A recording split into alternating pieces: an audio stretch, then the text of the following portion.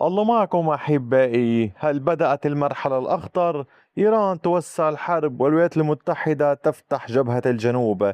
التطورات التي شهدناها خلال الساعات الماضية قد تكون من أهم ما حدث منذ بداية المواجهة بين إيران والولايات المتحدة، ليس فقط بسبب كثافة الضربات، وإنما بسبب اتساع رقعة العمليات لتشمل العراق والخليج والمجال البحري، بالتزامن مع استمرار الضربات الأمريكية على العمق الإيراني. في هذا الفيديو سنعيد ترتيب الأحداث ونشرح لماذا اختيرت هذه الأهداف تحديدا، وما الذي تحاول كل جهة تحقيقه، وما الذي يخفيه هذا الأمر.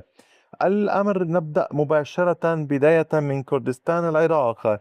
العملية الأولى لم تكن غارة جوية، بل كانت عملية خاصة أعلن عنها الجيش الإيراني. نفذت وحدة نهض التابعة للفرقة الخامسة والستين من الجيش الإيراني عمليات خارج الحدود داخل إقليم كردستان العراق، وأسفرت عن استهداف عدد من قادة الجماعات الكردية المسلحة وتدمير عدة مقرات. عسكريا، هذه الخطوة تعني أن إيران بدأت أولا بالضغط على منظومة القيادة والسيطرة، لأن استهداف القيادات قبل بدء القصف يقلل من قدرة الطرف الآخر على التنسيق وإعادة الانتشار.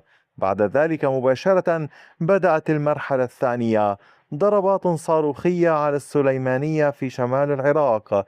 خلال فترة قصيرة بدأت الضربات في السليمانية، ثم تكررت ضربات على مقرات الجماعات الكردية التي معارضة لإيران، قبل أن تمتد لاحقا إلى مناطق أخرى داخل الإقليم. الهدف العسكري هنا واضح: إيران لا تريد فقط استهداف مبنى أو مستودع، بل تريد الضغط على أي بنية يمكن استخدامها لفتح جبهة جديدة على حدودها الغربية إذا توسعت الحرب مع الولايات المتحدة. وبذلك تحولت العملية من عمليات دقيقة إلى حملة نارية واسعة ضد البنية العسكرية لهذه الجماعات. لاحقا كان التطور الأهم انتقال الهجمات من استهداف الجماعات إلى مناطق يوجد فيها انتشار أمريكي، حيث بدأت الضربات تظهر قرب أربيل، ثم استهدافات في محيط قاعدة حرير، تزامنا عن يكون قول استخدام مسيرات في هذه الهجمات، حيث كانت تحاول وسائل الدفاع الجوي اعتراض جميع المسيرات التي كانت تطلقها إيران. وطبعا هنا الرسالة الإيرانية واضحة: أي قاعدة أمريكية في المنطقة يمكن أن تدخل بنك الأهداف إذا استمرت الضربات على إيران. لاحقا بالتزامن مع أحداث العراق انتقلت العمليات إلى الخليج. الكويت أعلنت تعرض منشآت عسكرية لهجمات، إضافة إلى إصابة منشآت مدنية بهذه الضربات. ومن الناحية العسكرية، فإن استهداف البنية التحتية لا يهدف فقط إلى إحداث أضرار، بل زيادة الضغط السياسي والاقتصادي على الدول التي تستضيف قوات أمريكية. وفي البحرين، كان الحرس الثوري قد أعلن تدمير مجموعة من الطائرات الأمريكية غير المأهولة، قبل أن يصدر بيان يؤكد فيه أن أي دولة تستضيف قواعد أمريكية قد تصبح هدفا في المرحلة المقبلة. وهذا يمثل تصعيدا مهما، لأن البحرين تضم مقر الأسطول الخامس الأمريكي، وطبعا هو أحد أهم مراكز القيادة البحرية في المنطقة. وبالعودة إلى الكويت، كان الحرس الثوري قد أعلن استهداف مركز الدعم الأمريكي في قاعدة عريفجين في الكويت، إضافة إلى استهداف بالمسيرات طال رادارا في قاعدة علي السالم الأمريكية أيضا في الكويت، مع أيضا ضربات كانت قد طالت مواقع أخرى مختلفة، حيث جرى استهداف رصيف إمداد الوقود التابع للأسطول الأمريكي وموقع تجمع طائراته الحربية.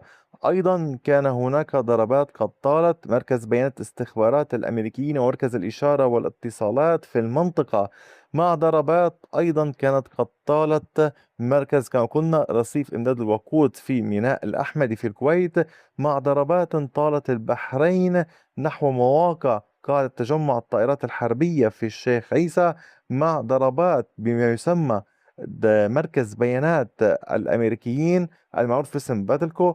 إضافة إلى ذلك استهداف القوات البحرية الإيرانية استهدفت مركزا أمريكيا للإشارة والاتصالات في الكويت. هي ضربات متكررة ولم تكن واحدة، والهدف من كل ذلك كان الضغط قدر الإمكان.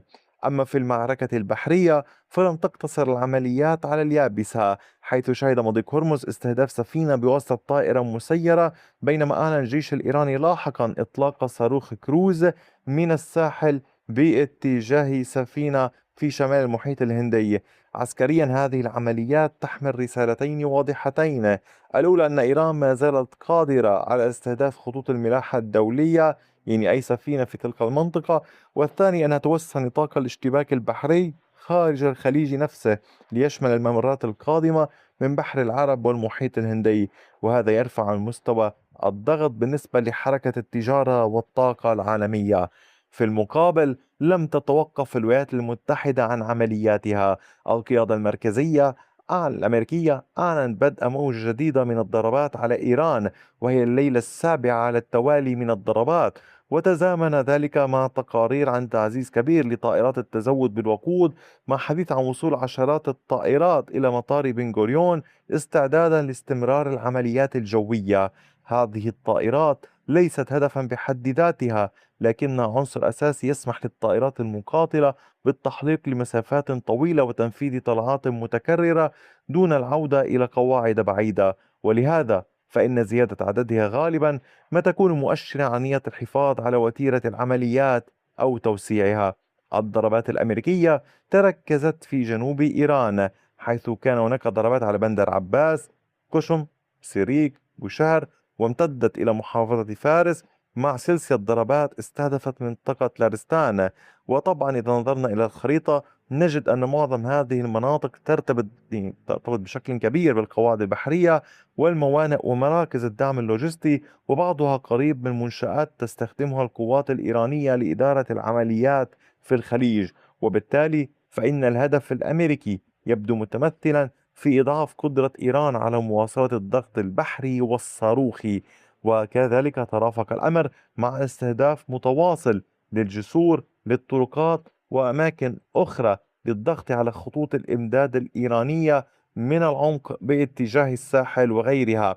في خضم هذه التطورات كان هناك تصريحات لافتة من بعض الجنرالات الإيرانيين، حيث قالوا أن إيران لم تدخل بعد مرحلة الهجوم الشامل، وإن استمرار الضربات الأمريكية قد يدفعها إلى الانتقال إلى مرحلة مختلفة بالكامل.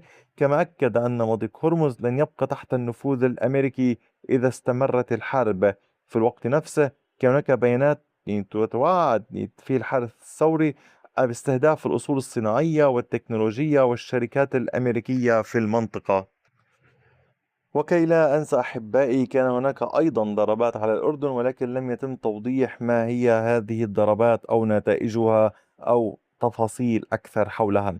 يعني في الخلاصة، إذا رتبنا الأمور نجد أن إيران بدأت بتأمين جبهتها الغربية عبر ضرب الجماعات الكردية، ثم وسعت عملياتها باتجاه القواعد الأمريكية، وبعد ذلك نقلت جزءا من الضغط إلى الخليج والمجال البحري. وفي المقابل واصلت الولايات المتحدة استهداف البنية العسكرية الإيرانية، خاصة في المحافظات الجنوبية المرتبطة بالقدرات البحرية واللوجستية، مع مؤشرات على استعدادها لمواصلة الحملة الجوية. وبذلك أصبحت المواجهة تدور في عدة قطاعات في وقت واحد: العراق، الخليج، البحر، الأردن، والعمق الإيراني، وما يزيد من احتمالات التصعيد إذا قرر أي من الطرفين الانتقال إلى مرحلة أوسع من العمليات.